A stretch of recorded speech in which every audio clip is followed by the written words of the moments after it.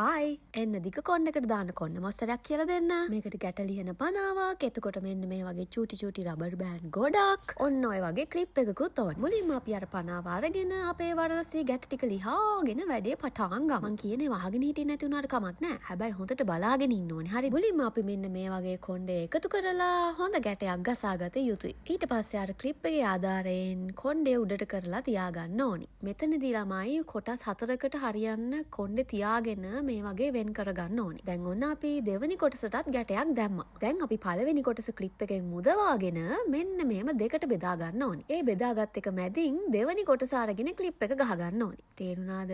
ඔන්න දැන් අපි තුන්වෙනි කොටසට ගැටයක් දාගන්නයි යන්නේ. අනිවාර්යයෙන්ම පළවෙනි කොටස එකතු කරලා තමයි මේ ගැටේ දාගන්න ඕනෙලා. ඉතින් මෙතන ඉඳලා මේ විදිහට තමයි දිගටම කරගෙන යන්න ඕනේ.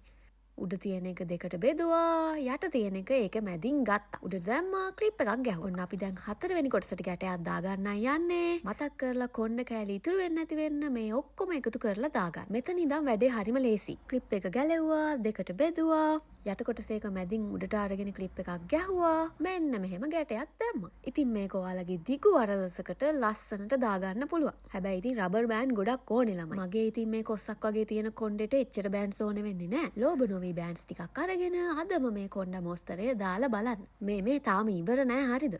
ඉතින් මේකේ කළු පාට වෙනුවට පාට රබර් බෑන්ඩ්ස් දාලා ඕන්නම් මේක තවත් හැඩ කරගන්න පුළුවන්. මතක ඇතුව අපේ හෙයාර් ස්ටයිල් එකේ අවසානයේදී මෙන්න මේ විදියට කොණ්ඩේ හොඳට පුම්බලා හදා ගන්න ඕනේ. එහෙම කරේ නැත්නම් හරි ලුක් එක එන්නේ නැහැ. ඉතින් තනියම මේක කරගන්න බැරි කට්ටිය කාගෙන් හරි සහයක් පතන්න ඉතින්. ලස්සනයි නේද ළමයි? එහෙනම් කට්ටිය try කරලා බලන්නකෝ. අපි ගියා. bye.